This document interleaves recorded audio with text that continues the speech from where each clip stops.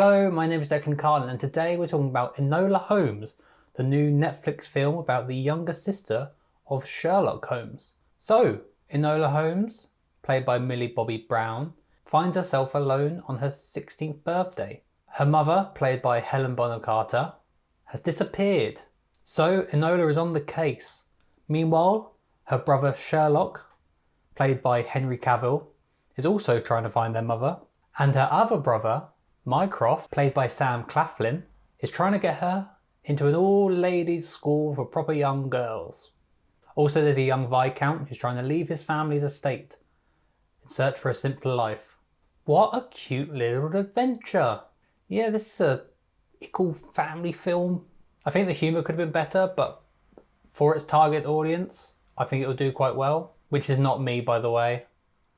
As much as I look like a 12-year-old girl, I am not. Normally with Sherlock related stuff, the mystery is the most obviously intriguing and fun part. But this film's sort of lacking when it comes to that. You know, like simple stuff, it was mainly simple stuff like codes spelled backwards, or they just use anagrams as code words. Which is totally understandable because this is intended for a younger audience.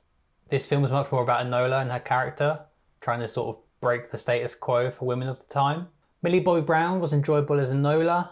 Good to see her doing something other than quiet shy girl and then suddenly screaming tearfully, like in Stranger Things and Godzilla, King of Monsters. Cavill seemed quite reserved as Holmes, but it's sort of understandable in this film because he's mainly on the periphery and us as an audience are much more used to charismatic Sherlock Holmeses such as Cumberbatch and Downey Jr. when they're much more intended to be front and centre. Sam Claflin was alright as Mycroft. He definitely could have veered into twirly moustache villain territory. But yeah, no, everyone was alright in this. Everyone was very watchable. I didn't really buy into the whole mother and daughter thing, mainly because all our interactions between Enola and her mother were told to us with a voiceover and flashbacks. We never really saw them interact, tend to be part of like a montage or small little scenes.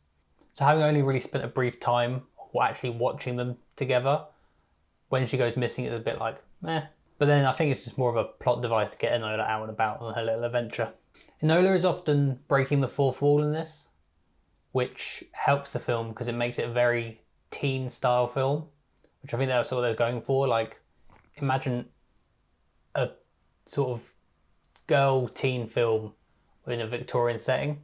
However, despite using this, there's one scene where she's talking to us and mocking her brother, Mycroft, but someone overhears her and uses that information later. So can people hear her when she's talking to us? Honestly, I was waiting for the classic "Who are you talking to?" during one of her little talks to us, the audience.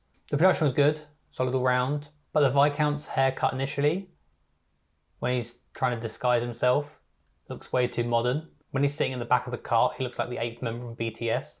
But overall, I reckon I'd give it a 3 out of 5. Thank you so much for watching. Bye!